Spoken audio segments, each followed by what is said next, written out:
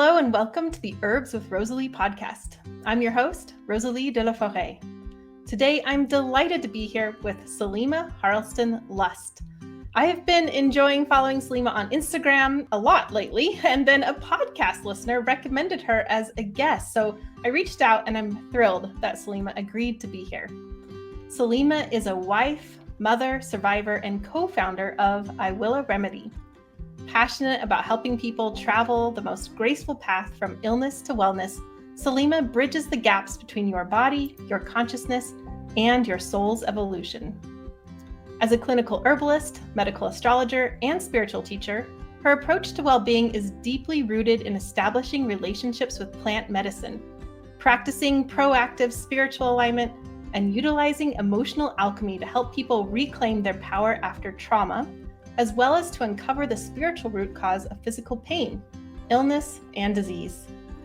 In her signature online mentorship, Herbal Medicine for the Soul, she teaches adults how to reclaim their wellness naturally while addressing the emotional root cause of pain using the Calypso healing method. Selima has given motivational talks at the Black Urban Growers, Sex Down South, and the NYC Spiritual Herbalism conferences.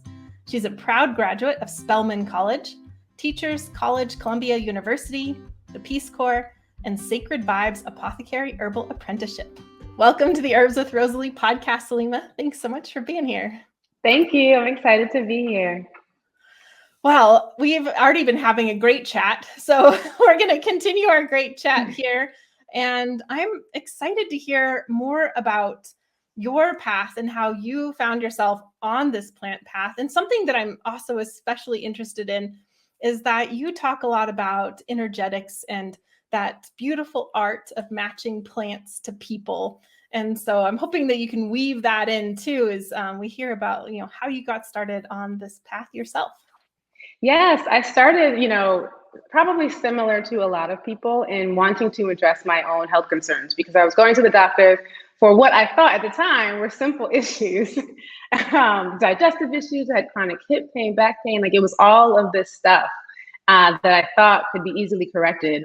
And we just kept getting bottles of stuff. And I was going to the chiropractor 3 times a week. I mean, I was in my early 20s and being told that I'm going to have to go to the chiropractor for this amount of time for the rest of my life, like that didn't make any sense.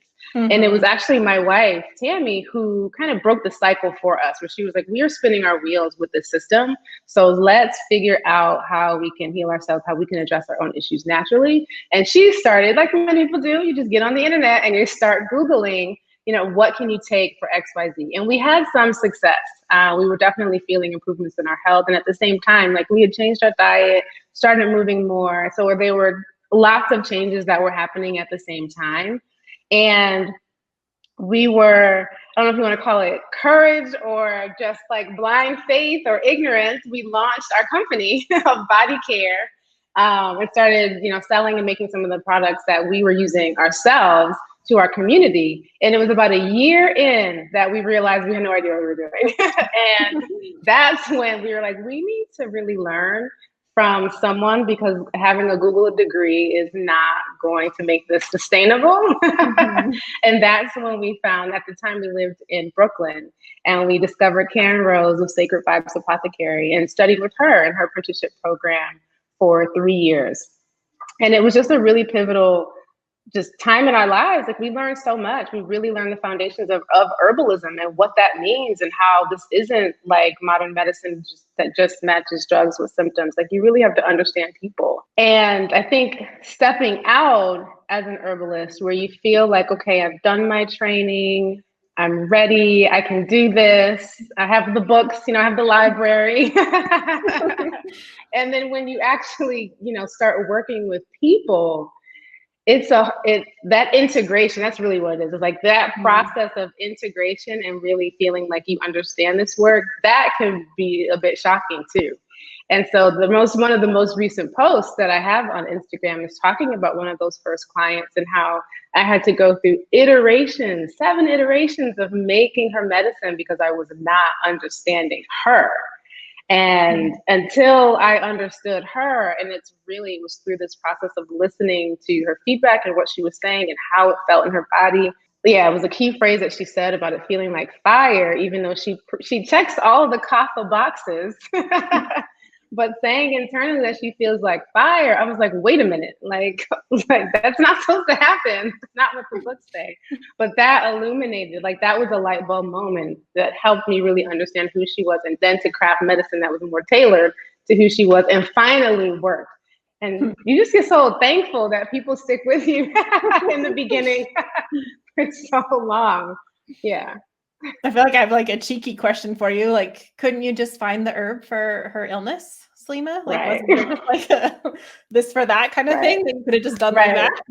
Right. Which is the question, that we as herbalists and practitioners that we get all the time. Like, what herb can I take for this? And it's a tough question for us, and it's really complicated. It's really complicated to answer. It is. And you mentioned that, going to the doctors for digestive issues and how you just felt like you were just going round and round with that. And you said like you thought was a simple thing was digestion.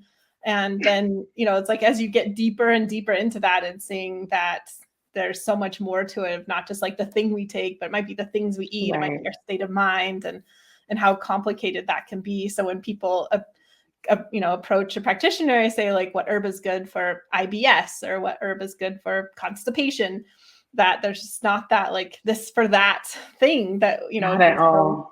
I love that you had the support from your wife, Tammy, while you were going through your illness. And then I also love how you just like dove into herbal. You're like, I found something that works. I'm going to recreate it, share it with people.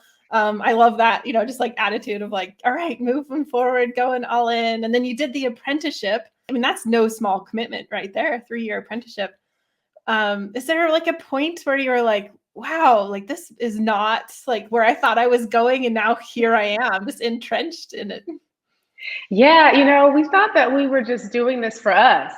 And then like these doorways kept gradually opening at the same time that the doors in what I thought I was supposed to do were closing.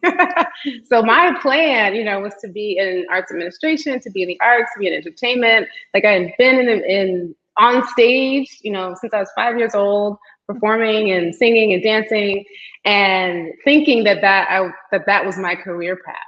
And all of those doors were just kind of closing. And it's funny when that happens because you try to trick the universe and be like, well, I'm just going to go this way instead.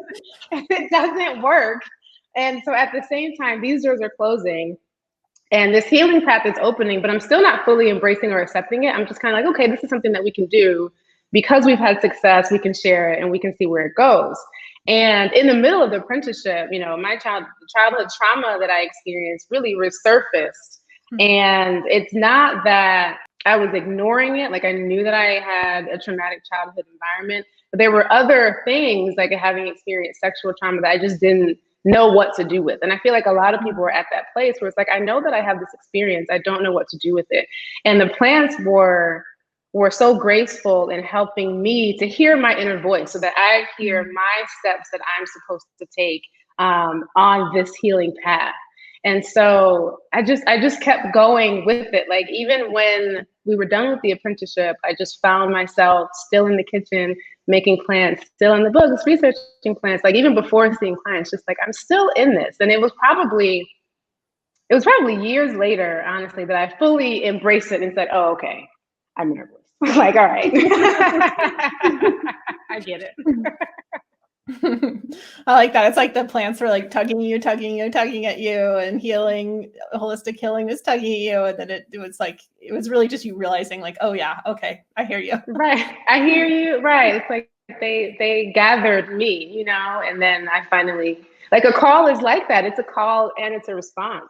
And so we can have this inner passion and not even realize it. And we can have, this purpose and this calling, but we have to accept the invitation. And plants are really, really beautiful at the patience that they extend to us. All right, Selima, before we get to your chosen plant, Burdock, which I'm super excited to talk about, I just have an odd question for you. Just I'm curious about the answer, and I think others will be too. Is when somebody writes you in any way, shape, or form and says, what herb is good for blank, whatever that might be, headaches, eczema, heartache, whatever that is. What is your response to that? It's such a tough question. And I always freeze at the keyboard too, because my mind just starts going and it's just like, oh, if it was simple, I would be able to just type back and say, take this. but nothing is simple. And so I really just try to respond and explain that herbs aren't one size fits all. And that, as a practitioner, there's a level of responsibility. I wouldn't want to recommend something to you that is going to cause harm. And that's my greatest fear, for me to say, take this. And then now I feel responsible if something bad were to happen. And also just I tell people, I don't have enough information about you, your constitution, your diet, your lifestyle, your mindset in order to make a safe recommendation.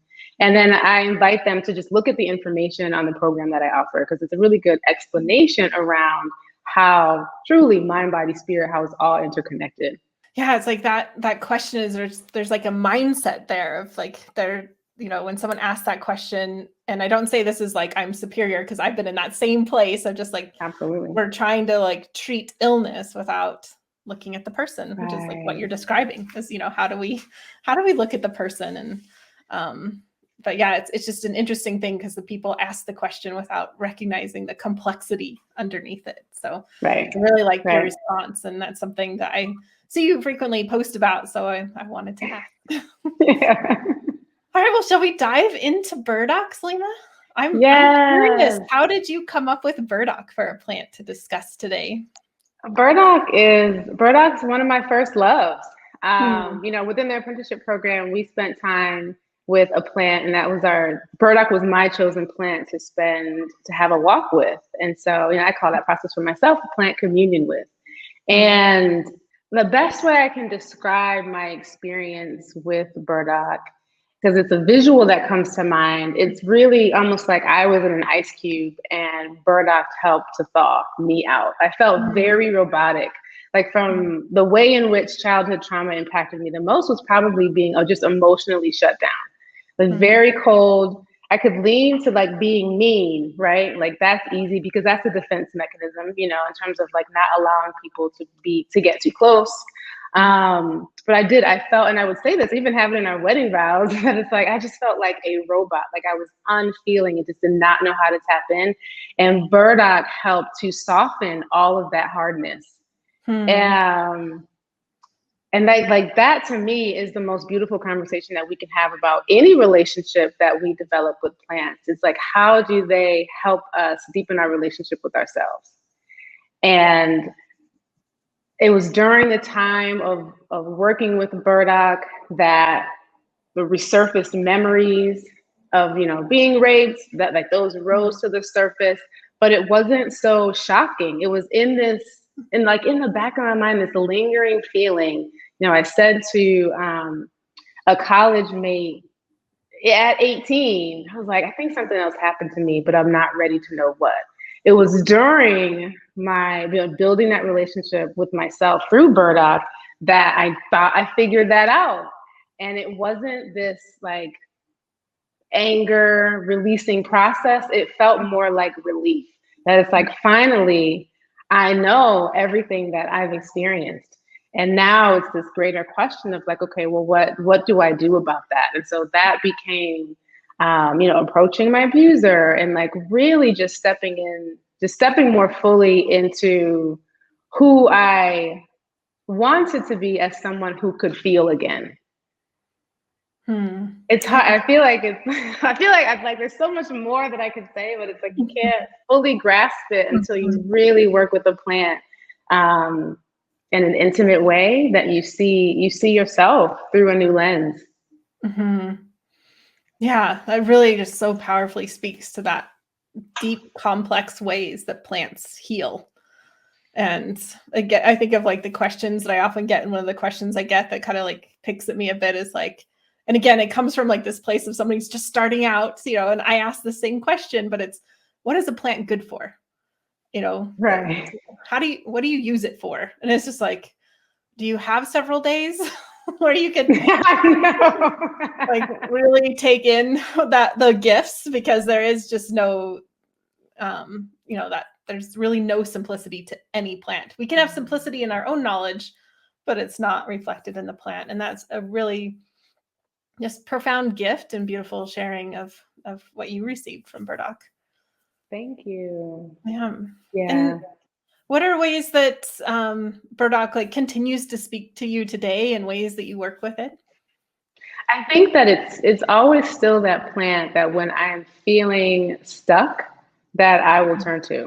And when I feel like, and also when I feel like, again, that lingering feeling, like I know this is about something deeper, and I want to understand the deeper layer of it. Like, what's at the root of this? Because Burdock, it being a taproot, it really penetrates. It penetrates the earth. It penetrates our inner soil and helps us to acknowledge. And it's always like with plants, it's always like graceful and compassionate. It never feels like this harsh process in which you need to, in which you can feel violated, right? Like sometimes people violate us, but plants don't do that.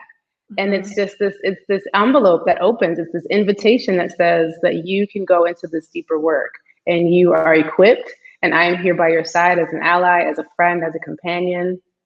And I'll keep taking it until I just see you see yourself like slowly just walking across the threshold into deeper truth about you. Mm-hmm. Yeah. I love all that imagery that you're talking about just in relationship to the actual plant. Like when you said, like, I use it when I get stuck, I think of the burrs, those burrs that like will stick. But I love that, that taproot imagery as well. It's just like, it is such a grounding, deepening plant. I think just harvesting your first or 50th wild burdock root, that's it. I will just say I've not harvested 50 of them. I've harvested enough to know what a big deal it is, but it is an experience. Like that's a learning experience in itself, what that is to dig that deep into the earth and see how burdock survives. And sometimes like really hard impacted soils. And it's just, it's not fooling around with its roots. Right. And I feel like that's exactly what's happening with us especially when people experience trauma early on, like that's impacted emotional tension and emotional turmoil, that it's like, we have to we need some other tools in order to, penetrate this. And Burdock is one of those brilliant tools that can just help us get to the root and just chip away at the many layers that trauma leaves us with. Like trauma just creates these layers of armor. And Burdock can gracefully help us shed those. Do you see a relationship between the burdock and helping with trauma and its effects on the liver? Yeah, absolutely. And especially with, anything I feel like that works on the liver, works on the blood, cleanses the whole system. And we know that the liver can be the seat of anger. It was one of those things when I was working with Burdock that I couldn't even identify at the time with anger. Like that's kind of like how emotionally rigid and like how contained, I just felt very contained in this emotional box.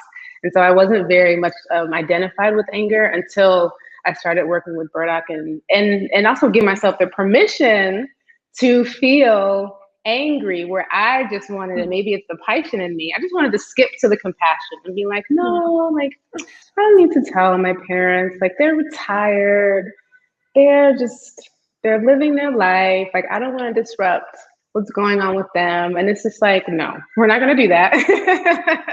But there needs to be acknowledgement of the wounds that were created. And it felt like handing a package back, like something that was sent to me. And it's like, and now I'm giving that back to you. And that's what the acknowledgement felt like. And then being able to see, it took a while, but to see the many ways in which I was demonstrating anger that I had to be truthful about. Like I'm demonstrating it within my interactions with people, but it's not about them, right? It's like, what is this triggering within me? And having to be honest with myself about like, oh, I am kind of pissed off about that. I'm wondering, how do you like to work with Burdock? Like what kind of burdock medicines do you make, and how do you like to take them? I always have a tincture, Burdock, and one of the, I'll definitely put it in broth, put it in soups. I will Hmm. stir fry fresh burdock, and I love hot chocolate. Like in the fall, in the winter, and making a hot chocolate recipe. And there's so many different ways. There's so many variations of which I can make the recipe, but I like my I call it liver love hot chocolate. And it's with primarily with burdock, but you can play with it. You can add roasted chicory, you can add roasted dandelion, cinnamon, sugar, your preferred sweetener, milk or water, combination of both. Your preferred milk. Everyone has preferences. And I like to drink it at night, and it just, oh, the sleep is so good. Mm. Yeah, so The this sleep is so recipe good. that Selima is describing is luckily being shared with us all. So thank you, Selima, for that. And yeah, so many variations. I know that people are going to love this recipe. And I love how the roots in the recipe, like burdock and chicory, dandelion, they just, there's like a very grounding, Mhm. centering aspect. It just brings like the richness of the cocoa really to life as well. So it's a fantastic recipe. Thank you so much for sharing Thank that with us. you.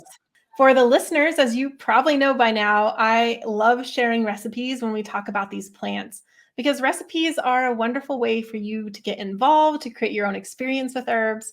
Because it's one thing to hear about someone else's relationship with burdock or hear even facts about burdock, but really this entirely different thing to form your own relationship with this plant through your own observation and tending and tasting.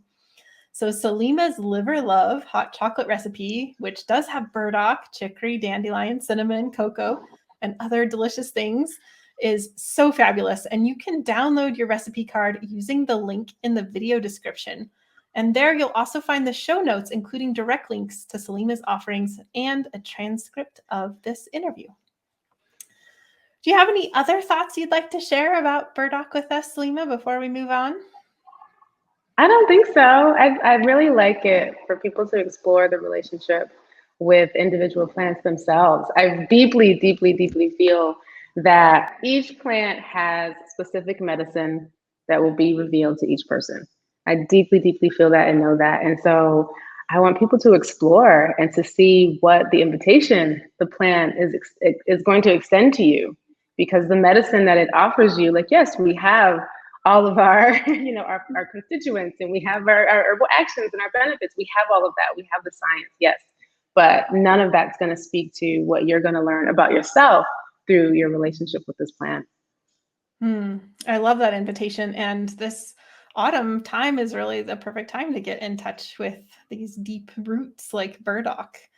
And thanks for mentioning you like it as a tincture. And I think it's increasingly available fresh in grocery stores, Asian grocery stores, health food stores. So be sure to look for it there too. And as you work with burdock, we'd love to hear in the comments below about your experiences and insights with this fabulous plant. All right, the last question I have for you, Selima, is one that I'm asking all of my guests in season 1.